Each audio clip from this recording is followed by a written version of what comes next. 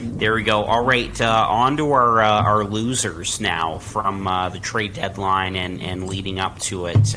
Case, let's get your loser. My loser, and we've been talking about them in several loser episodes, I think, is the Philadelphia Flyers. For the exact opposite reason of Harp's Washington Capitals winner, because they didn't do anything. This is a team that we are pretty certain on the direction of this team. Basically, everyone is, except for perhaps the GM and coach of this team. They didn't sell off on any of their big pieces, JVR being the glaringly obvious one. His contract's done. There's a good chance that he's just going to walk in free agency this year, so not getting anything for him is tough. And I think they could have got a good little price tag on him, but the only trades they made this year were they brought in Isaac Ratcliffe for this future considerations kid, and then they traded Zach McEwen for discount Zach McEwen in Brendan Lemieux and a 2024 fifth round pick, and then Patrick Brown, a 30-year-old kind of depth center to Ottawa for I think it was a 6th round pick. Not enough for a team that's ready for the rebuild. I think that they should have been sellers, and they just didn't do anything. Whereas there's teams out there like Washington, who is, we don't really know if they're a seller yet or a rebuilding team yet. They made all sorts of great deals. The Nashville Predators, who we thought were going to be in the playoff race this year, they sold off and brought in an absolute boatload of picks. It's like, I just think that everyone else was doing it, including Chicago and Arizona, and the Flyers didn't. They got left out of the party, and for me, they're losers off the trade deadline for that reason. Yeah, I agree with you, Case. I mean, I've been calling for Chuck Fletcher's head for the last, however many seasons, because I think he's the worst general manager in the league. And again, it's no disrespect to him as a person. I'm sure he's a nice guy, but some of the moves and non-moves, for that matter, have just been complete head scratchers. Like the JVR one, he did talk to the media about that and said that he tried and there were no takers for JVR. But at a certain point, you've got to get something back. You have to force a deal through. You have to show your fans that even if we're not good now, we will be in the future with the picks we get for our players. So by not doing anything, I think that's a big fuck you to all Philly fans, and just saying like, either I can't do my job or I didn't know how or something like that. And that is exactly one of the reasons why I've picked them as a loser, is because I have since seen so many comments of Flyers fans being pissed off that nothing was done at this trade deadline, whether that be making trades to try to be better next year or making trades to tank and get draft picks and maybe Connor Bedard. They did neither of those. And I even saw some guy saying, I don't know, what do you say? I'm going to switch to the Wild for a couple of years until the Philadelphia Flyers get Chuck Fletcher out of here. And I was like, hate that comment, but okay, sure.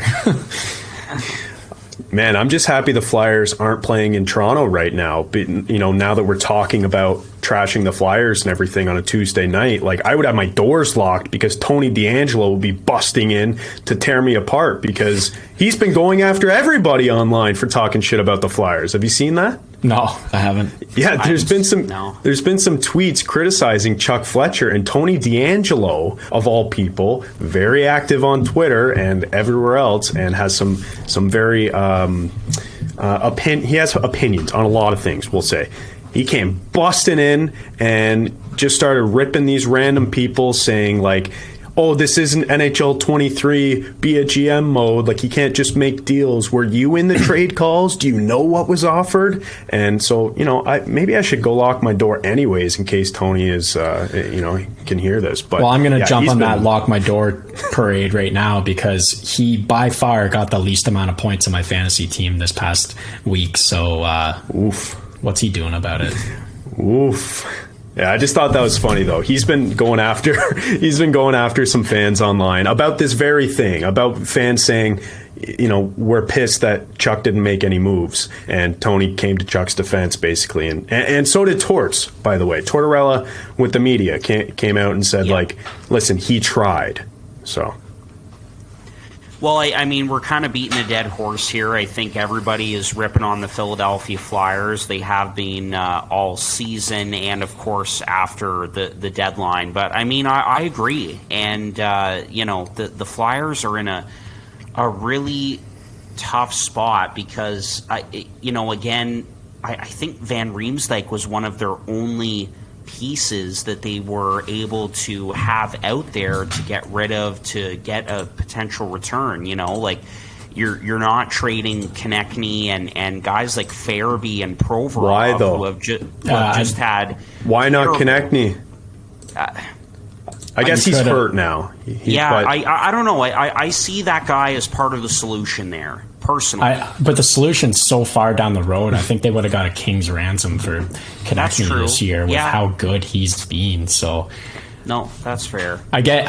He is the poster boy when it comes to Philadelphia in my mind. He's just like that Philadelphia mentality and plays a great game there. So I can understand why they wouldn't want to trade him. But man, oh man, they would have got so much for him.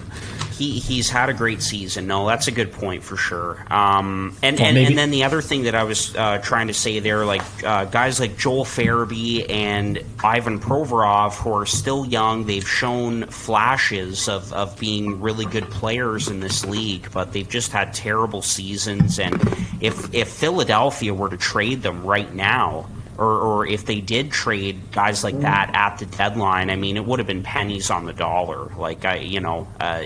Not a good return at all, and especially for Farabee. He's been healthy scratched. He's been on the fourth line and all of it. He's just had an awful season.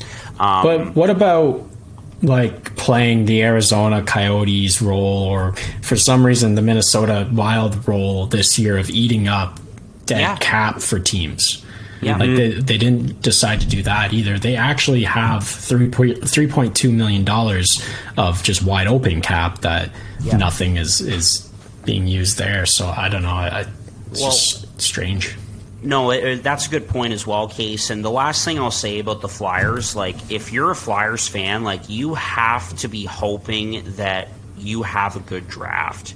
That this is this potentially could be a franchise-changing draft. I think it needs to be. They have to have a good draft because you look at this team, they're not very good. It looked like a month and a half ago they were kind of back in the race a little bit in the Metro, and then they just they fell back down, and just here we are and everything. And they've got guys that should be in the lineup there, like Couturier, that aren't. But I mean, you have to deal with that, and you have to try and get some value in and stock up picks and all of that. They haven't done that, but there is some opportunity, I think, at the draft for Chuck Fletcher to make some bigger moves and some smart ones. I'm not talking about the Ristolainen trade, for God's sakes, but to actually do some good work and to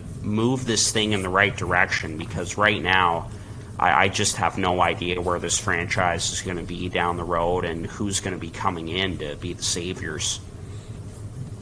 Yeah, I truly think that they think if they're healthy next season, everybody's healthy, that they're a playoff team. And they're just so far from that, and everyone can see it except for their management group.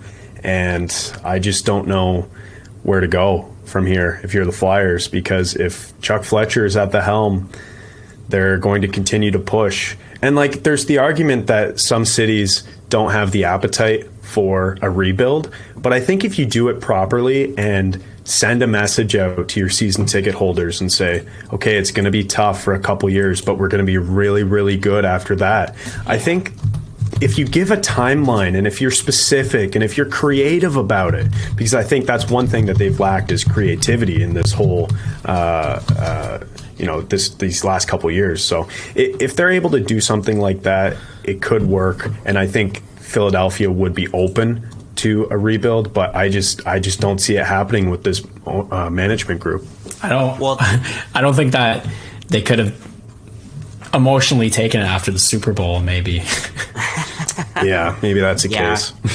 Fair enough. At least they've got the Phillies and the Eagles, and the other sports teams in Philly are doing well. But at the end of the day, I think Flyers fans and sports fans in general, they want to have a sense of direction. What direction are we going in? They want to know that. And believe me, guys, with my Sabres for years, it was just spinning wheels, no direction at all, it seemed. And now, I'm as happy as can be because I see where we're going, and it's moving along a lot quicker than I thought. But those poor Flyers fans, they certainly deserve better, and I don't know what we're going to get down the road here. It's going to be interesting.